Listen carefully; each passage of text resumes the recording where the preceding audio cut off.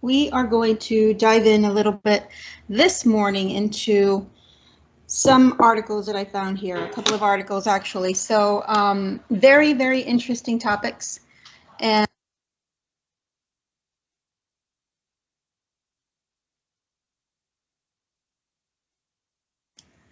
all right. So a couple of interesting articles here. This is the first one. I found this article in Kids in Ministry International. Now, you can read all about it. You can, see who started this organization, who runs it, who's involved in it. You can learn about the Jesus Camp. This really, I had not heard of it before, but it sounds to be an amazing organization with people who really want to get our children involved in the ministry of Jesus, involved with knowledge about God. And I honestly, from what I know so far about it, it's a really wonderful ministry. And so this particular article, dated July 20th, 2017, Becky Fisher, right, is the lady that wrote this. And she is pretty much talking about kids, magic, and witchcraft, as you can see here, the title.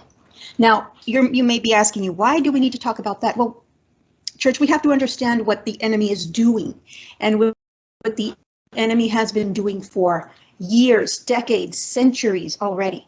And it's the indoctrination, okay, through children, to children, through the children. It starts at the very ground level, our children, and it takes over an entire generation, an entire culture, an entire society.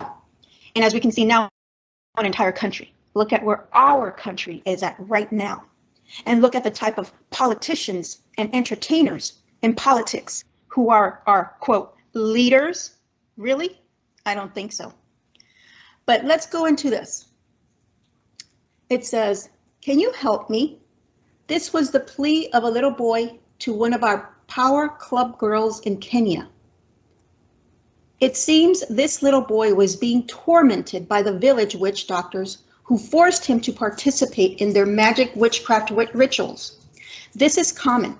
We regularly hear from our leaders about the recruiting of children in schools of Africa. Many of these teachers are a part of this as well. So we begin our discussion of kids, magic, and witchcraft in today's world. This little boy told our little girl, I see pure light in you. Only people who have pure light in them can help us. Will you help me? Now, people might read this or listen to this and say, what is this little boy talking about? What? He has to be crazy. He's delusional, But honestly, church, I've said before, and I'll say it again, the American church, the American Christians are ill-equipped because of lack of knowledge. And what is that knowledge about? About the reality in the heavenly above us, above this little world that we're living in, this little dimension that we can see. There is way much more that is happening in the heavenly that we can't see, right? So this little boy is talking about something that he knows about. He knows about this stuff. Unfortunately, he knows the dark side of it. Unfortunately, he's been exposed to the wrong side. He's been exposed to witchcraft and witch doctors, and demons and evil spirits, and he's been exposed to all of that. But he's smart enough, he's wise enough to know that light, pure light, is different, right? Again, this little boy told our little girl, I see pure light in you. Only people who have pure light in them can help us. Will you help me? It goes on. I never heard the outcome of that story. And I think most Christians realize this type of thing happens there where witchcraft is very much out in the open. You might be surprised, however, to find out even heads of some of these nations participate in this.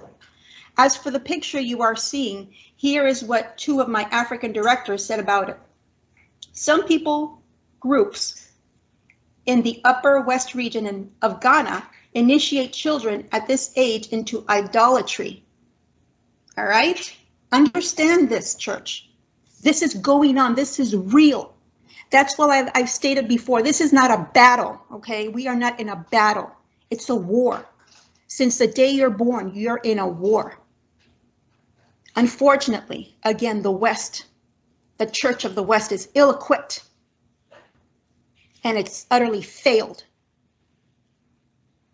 It doesn't matter the denomination or who has run the church, it has failed because people are not equipped to understand this. They lack knowledge. Therefore, they lack the weapons to fight and win. Let's go on. Going through this initiation qualifies the children to make sacrifices to the idols. Now, initiation into adulthood. The Bagre festival, the initiation process, has to do with an initiation into ethnic adulthood. This is an initiation to show that you are now mature to make sacrifices to the gods. Can you believe that? Do you realize what's going on? We are back in the Old Testament. This is what's going on. The recruits are going through a period of understanding their culture, clan leanings, and divine silence. Divine silence. Between 3 to 6 weeks, they are fed on salt-free diets until the final day of initiation, and they are not supposed to enter into their homes. Neither do they talk to anybody during the initiation weeks. When they go through it, they become spellbound. The only way out is by the grace and mercies of God through the precious blood of Jesus Christ. Guys, church, this is happening around the world. This is real. And my opinion about this, from what I know, from the Bible, from what I've read, from what I've, and used my half a brain cell, is that I've read that evil spirits need an open and empty vessel through which they can just overtake and inhabit that vessel, which means a human body, a human host. Okay, and this sounds exactly to be the case. What they're putting these kids through, they're utterly gutting them of their humanity, of any knowledge of goodness, of God, of course of Jesus, if they have any. But they are gutting them of light, of truth, and they're indoctrinating them. They are making sure that they know full well who they serve and who and what they are. And once they have gutted them out, they've indoctrinated them, they've completely manipulated them and controlled them into just becoming pretty much what it sounds like to be zombies, then the evil spirit embodies them. Okay, let's continue. Our witchcraft is all entertainment. Please pay attention to this. Here in Western nations, we don't see this out in the open.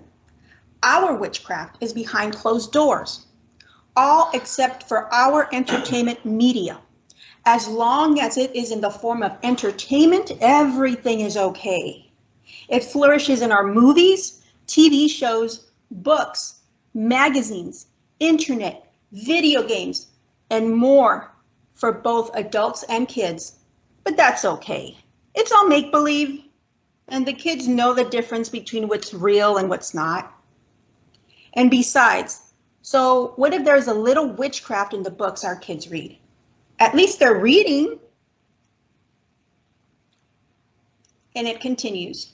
Even God acknowledges that children practice magic and witchcraft. In Isaiah 47:12, and if we go there, if you go there with me, let's go ahead and read Isaiah 47:12.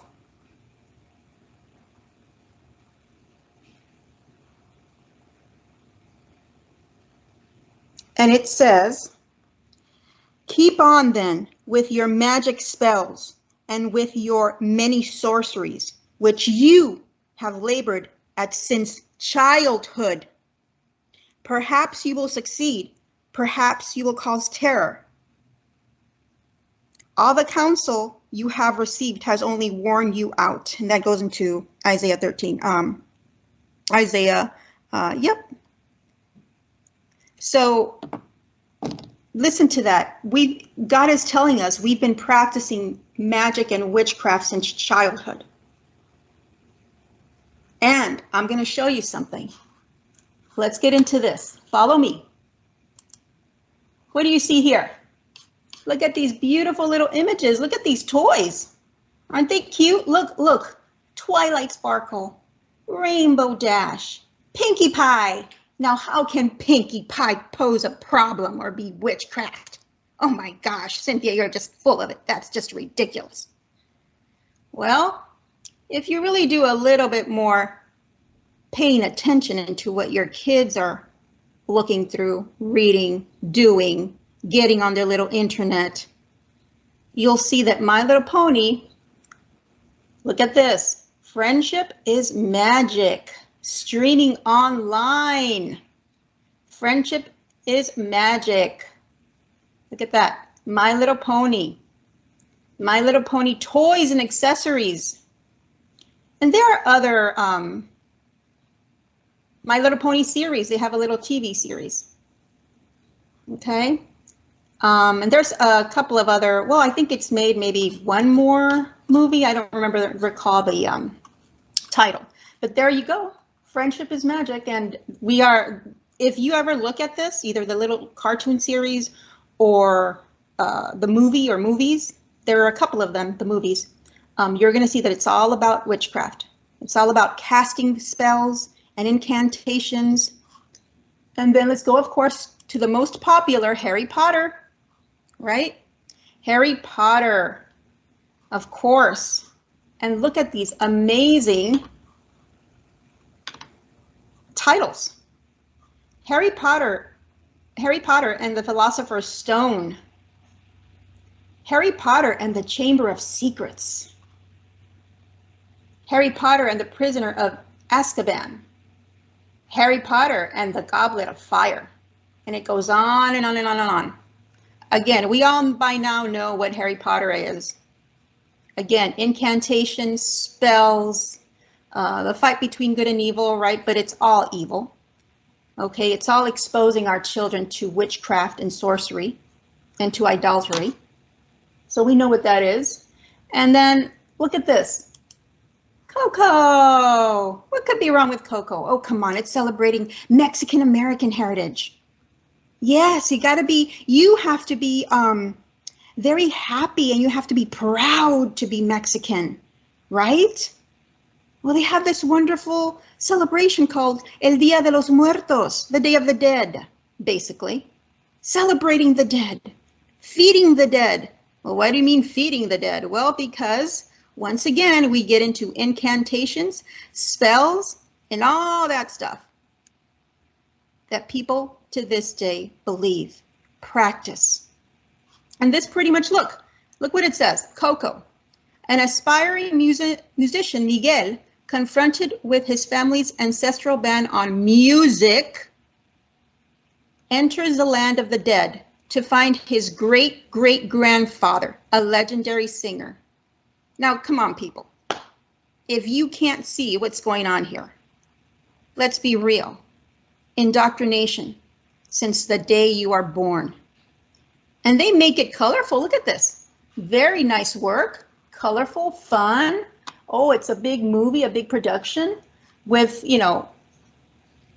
big people, here acting, in it. This very well-known Mexican actor right here.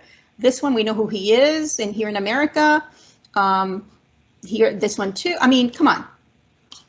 This is a great movie. Why shouldn't you watch it, or your kids? Yeah, let's all indoctrinate them. Okay, let's continue. Let's go. So, what's the harm? The debate has gone on for years. Does it harm kids who entertain themselves with magic and witchcraft? There's no hard data one way or the other. Thousands of Christians testify they indulged in tons of it as kids, and they are still Christians and walking close to the Lord. Even well-known Christian ministries mock Christians who take a strict stand on this, and that's true. That is very true. The lukewarm pulpits pretty much do make fun of people who are strict to holding this commandment of God, which pretty much God tells you, don't make idols, don't worship these things, don't expose yourself to evil. I mean, these people are seeking evil. That's pretty much what they're doing. They're seeking it and they want to be part of it, and they indoctrinate their kids into it.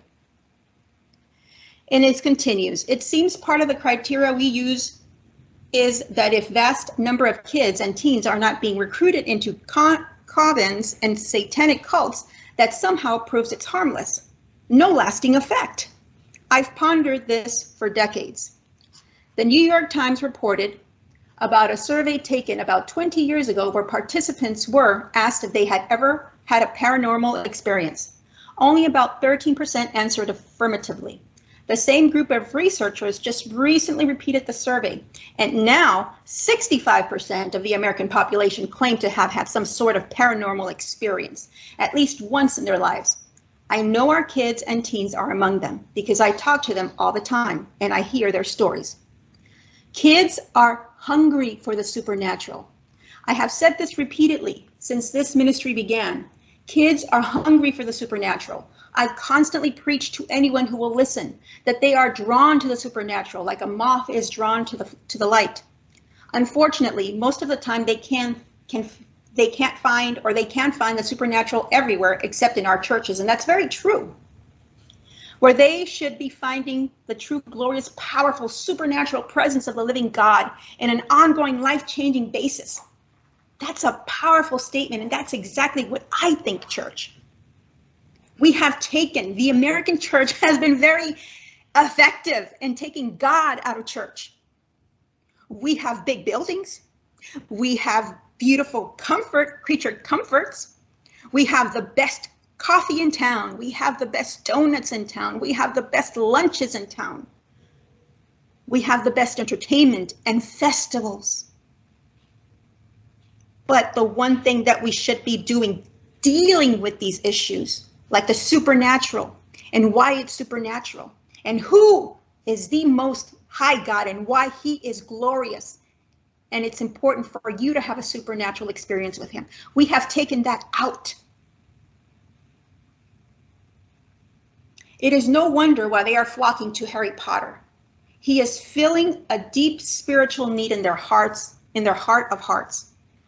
Recently, one of my leaders who hosts a power club in her home with kids from unsaved families in her neighborhood wrote, "My ministry kids have confided in me that games are often played in elementary school friendship circles that call up demons.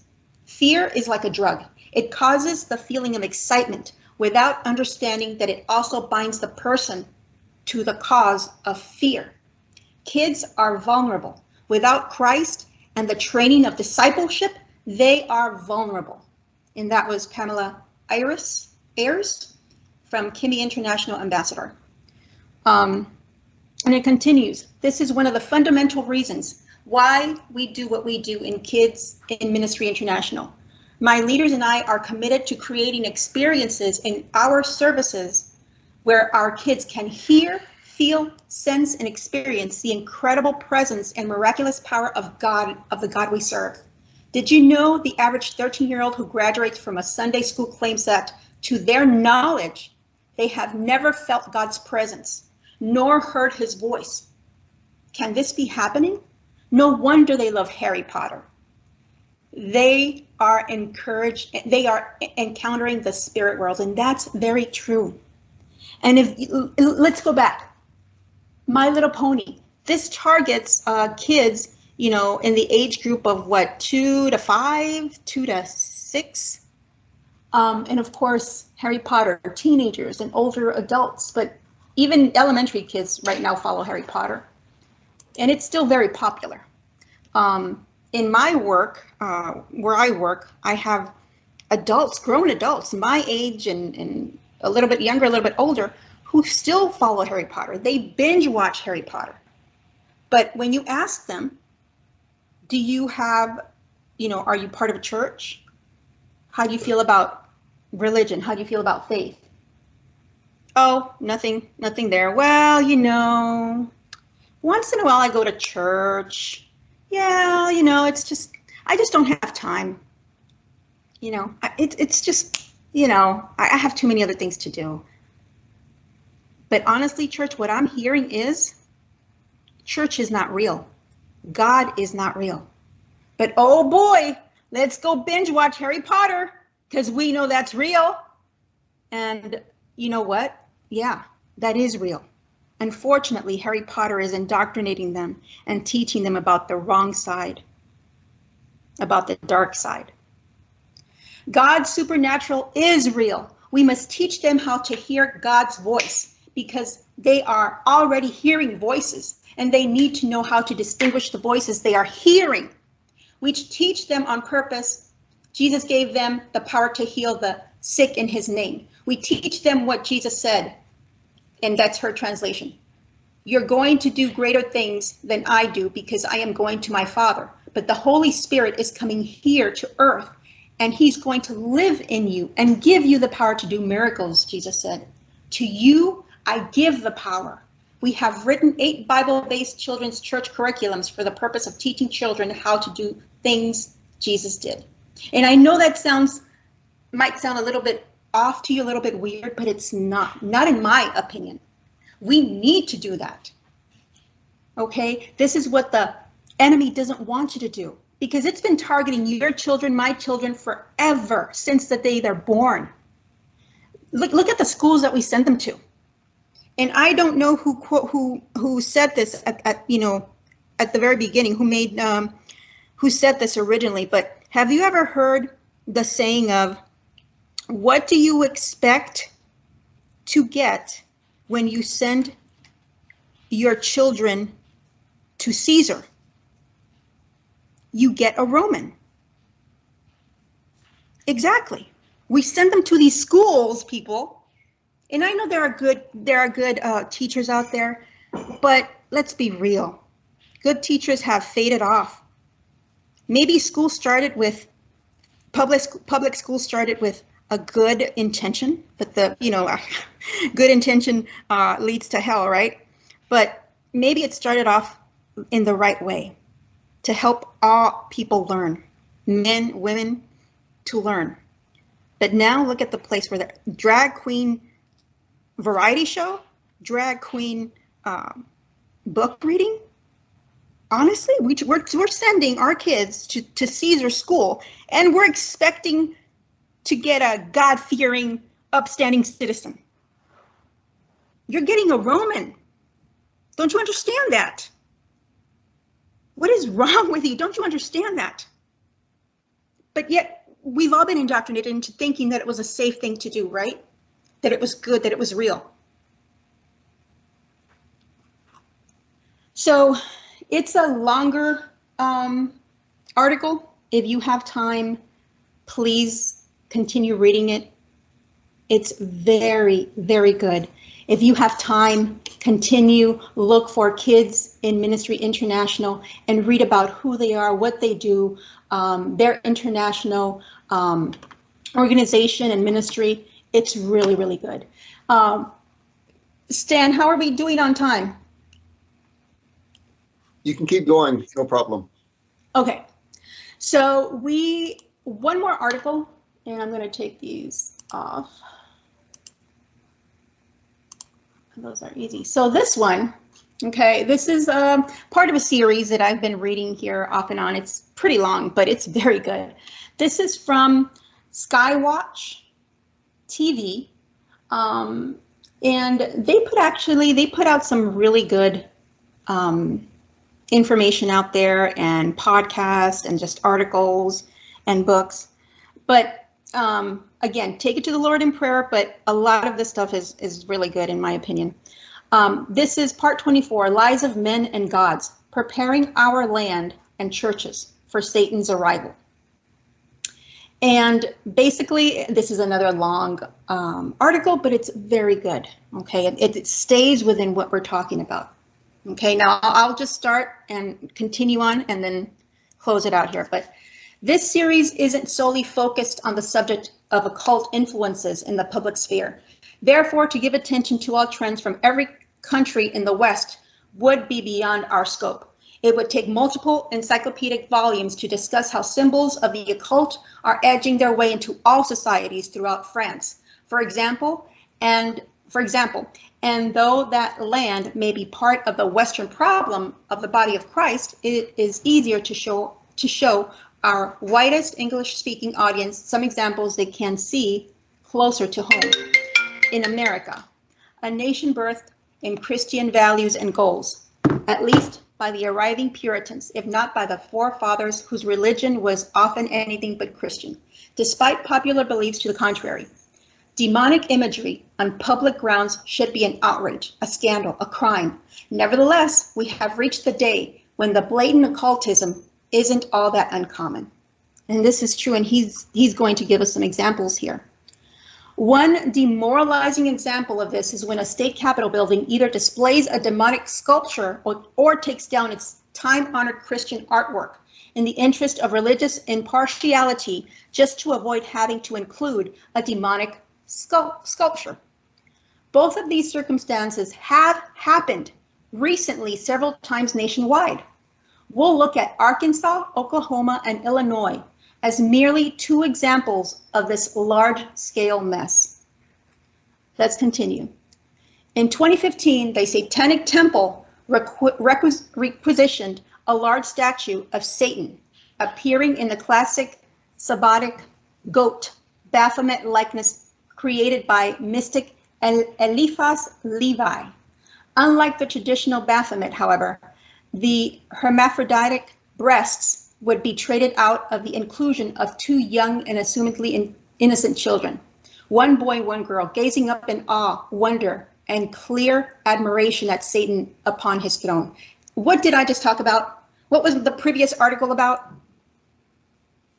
Two innocent children, one boy, one girl, gazing up in awe, wonder, and clear admiration at Satan.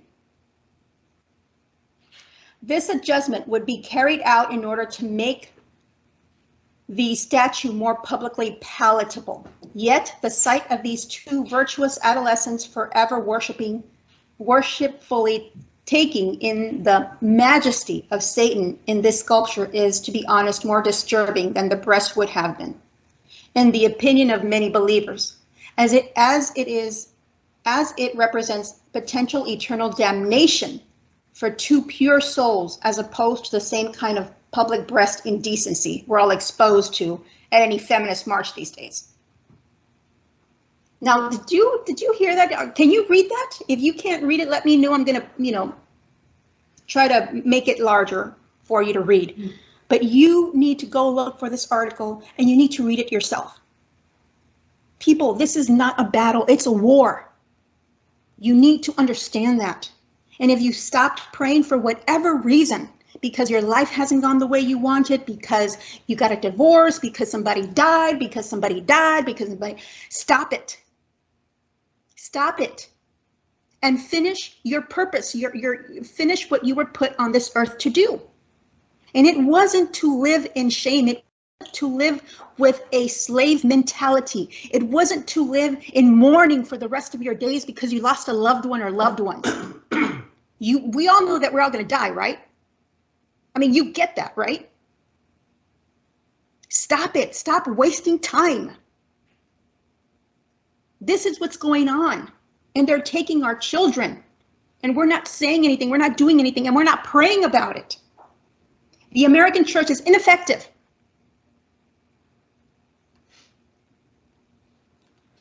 Upon its completion, the Satanic Temple planned the statue would be installed on the lawn of the Oklahoma State Capitol building, right next to the Ten Commandments monument that had been privately funded and previously raised without objection.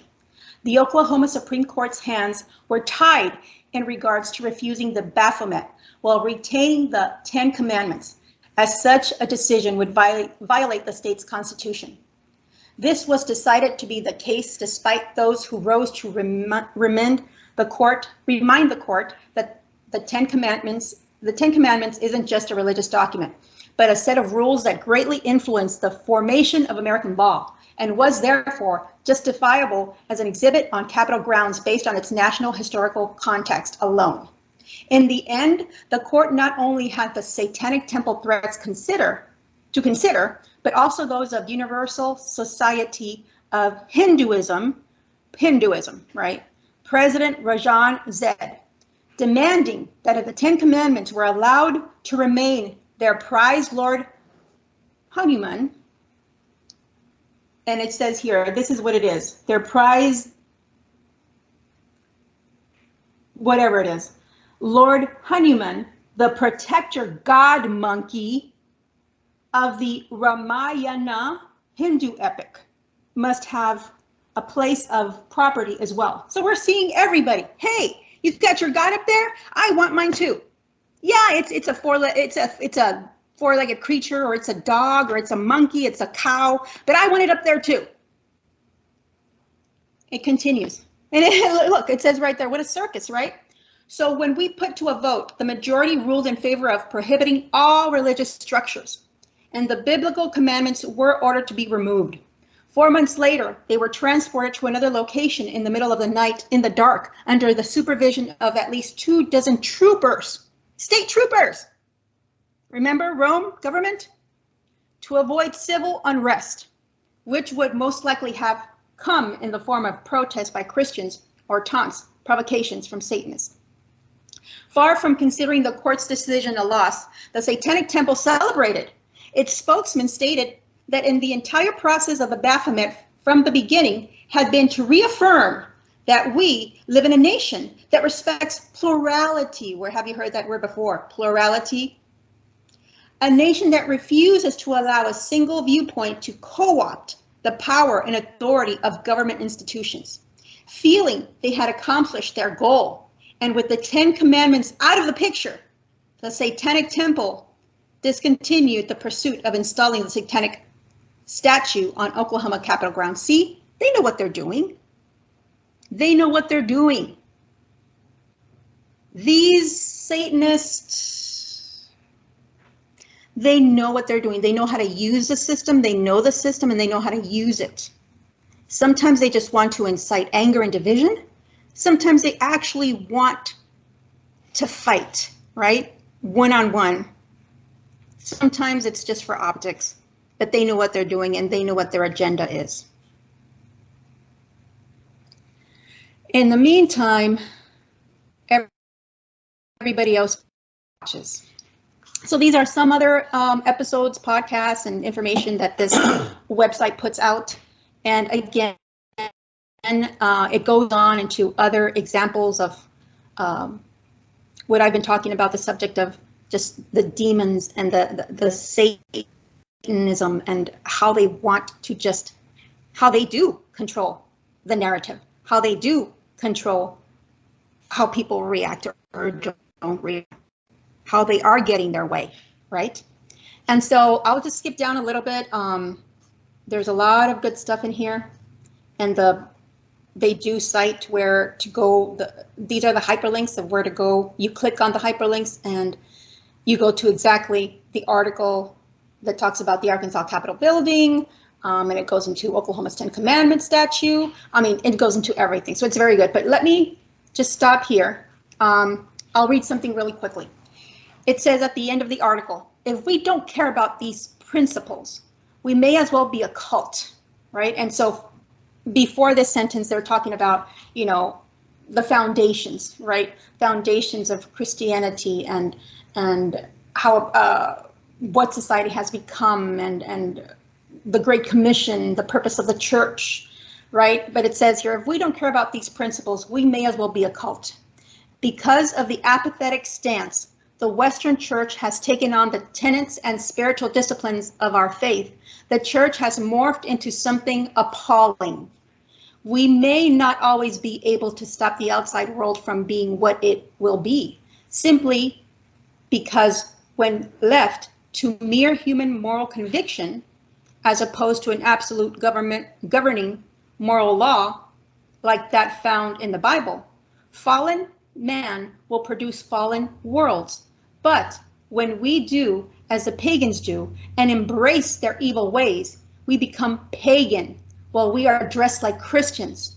And this is precisely what will happen in the end days, when the visible legal church, under the influence of the man of sin, persecutes and murders the true disciples of Christ. As demoralizing as it may feel to some to read the following words, they are nonetheless true. In the end of times, the Church of Rome can't save you, because she, too, is a bride of spot and wrinkle. Every effort by the powers that be are in place to make her the mother of all harlots. And so I just want to leave you today, with some of my thoughts, right, and opinions here.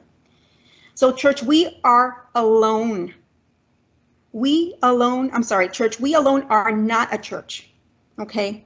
I will restate that. We alone are not a church. We, the bench warmers, are not a church. We, the happy volunteer, are not a church. We, the church with a beautiful building and all sorts of creature comforts, are not a church.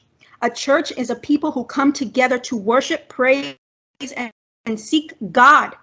A church is more than lip service and seasonal festivals. The Holy Spirit has been driven out of the American church. Jesus is no longer needed there, but oh boy, allow them to have the 501(c) exception or the 501(c)(3) exception. Yeah, that's where the real power lies. But toe the line or the regal designation will be stripped from your righteous hands. Let thee not deceive, says the Lord. Let thee not be deceived. But this country is so far down, and the Most High tells us that his people die for lack of knowledge. But his people are too lazy to seek true wise discernment and settle for whatever the latest news that comes on at 5 or 10 p.m. The Lord directly instructs us to come out of the devil's system. Let's look at Revelation quickly. Let's look at Revelation 18:4. It says right there, "Then I heard another voice from heaven say, 'Come out of her, my people, so that you will not share in her sins, so that you will not receive any of her plagues.'" He's instructing us what to do. He's telling us why we should leave. Yet we see with our own eyes, we hear with our own ears, and we witness true oppression and evil, but we still don't want to understand why. Because it is too inconvenient to understand. Too much work and too much of a sacrifice on our part to come out from her. The word of the Most High always instructs and directs us in goodness, love, and success. He will never instruct you to be like these Satanists. He will never instruct you for a destruction of yourself or anybody else like that. And I pray, my prayer to you, church, is that you do your own homework. I've just given you some resources here, some information.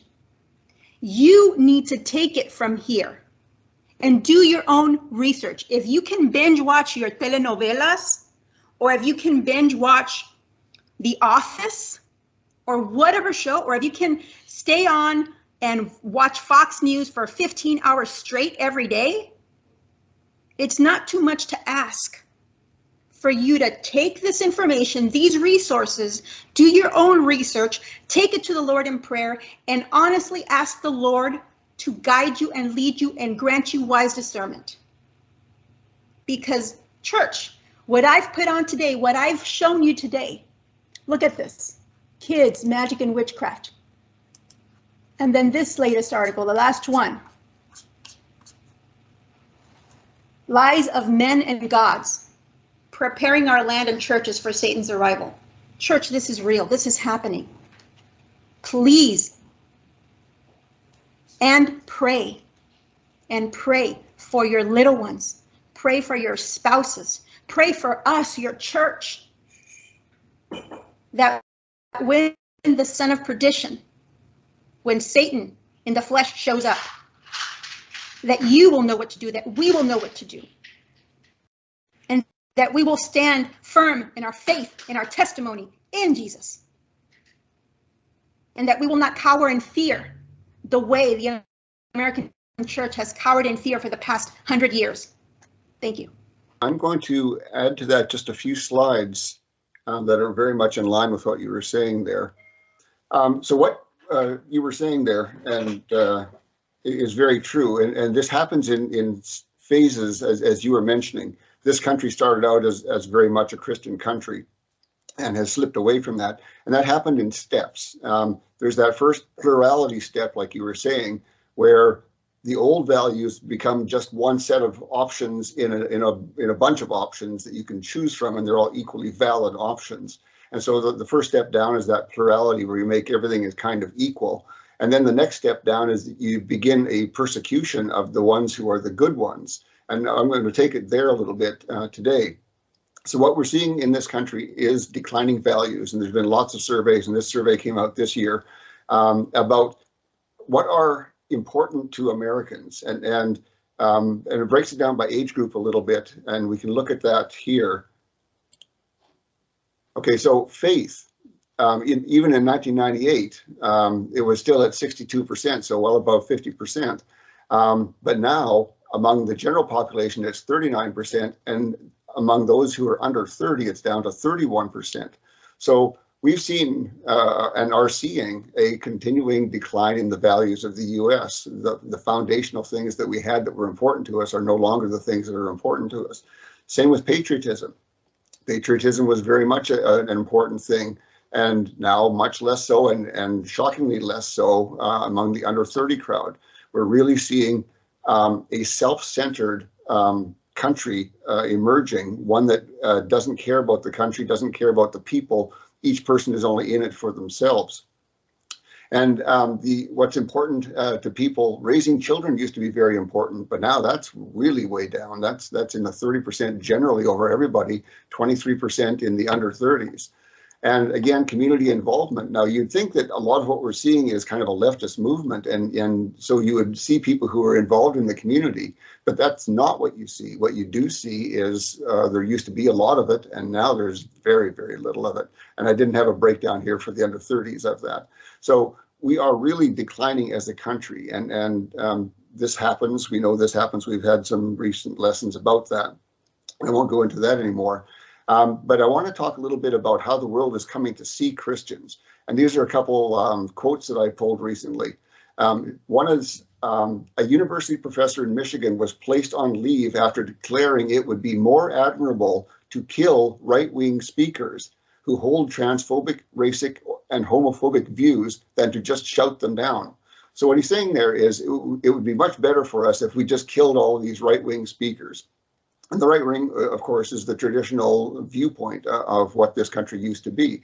And so here's a person now, he was placed on leave because of what he said here. And so it's not allowed to publicly say this, but there are a lot of people who let that leak out accidentally sometimes, and sometimes just because they think they can get away with it.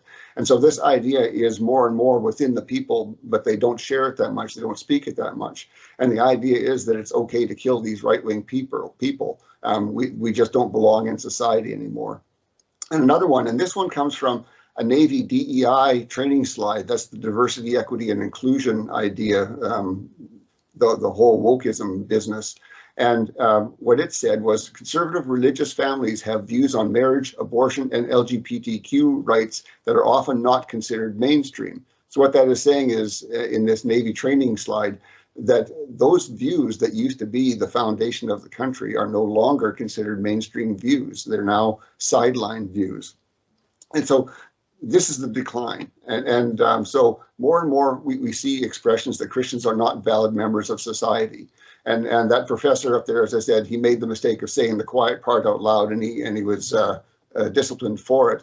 And in that training slide, there are people who are trying to fight against that training that's going into the Navy. And that it showed up in a congressional review because of what this training slide and others were saying. And so what the viewpoint is of the world is that they need to keep track of Christians. They need to watch them and silence them and ostracize them and re-educate them and even eliminate them if that's what's necessary. And Twitter, not the old Twitter, not the new Twitter under Musk, but the old Twitter thought that they were actually doing a favor to normal people by censoring Christians. They were getting those nasty Christian voices out of society. And so they thought themselves doing a wonderful thing. They were making a better world, one without those hateful Christians. And so everything is upside down. What used to be good is now considered hateful. And so this country has really flipped over. And one more slide here.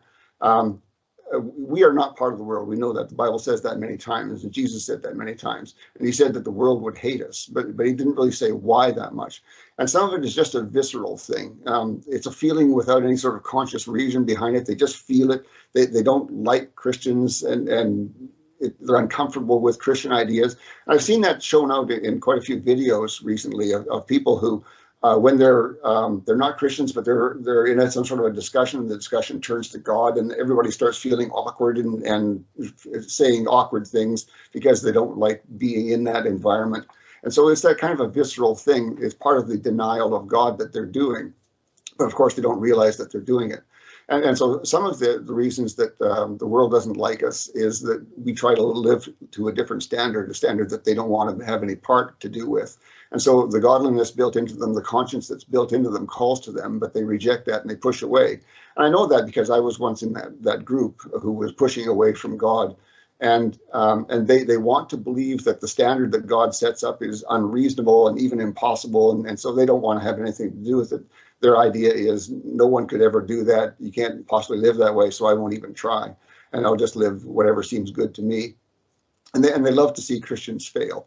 And a lot of that we see in the news media. Whenever some bright light in Christianity, or at least supposed bright light in Christianity, fails, that makes all the major newses.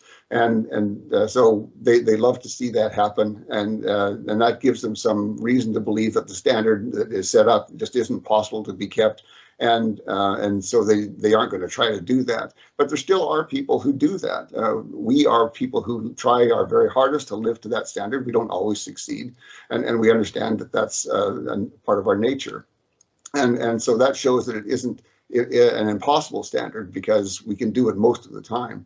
And so really at the heart of it, we are different from them. And more recently, we are in their way. And so that's what we're seeing now, is more and more society is really turning away from God and wanting to get rid of us because we are so different from them now. So that's all I really wanted to say to add on to that.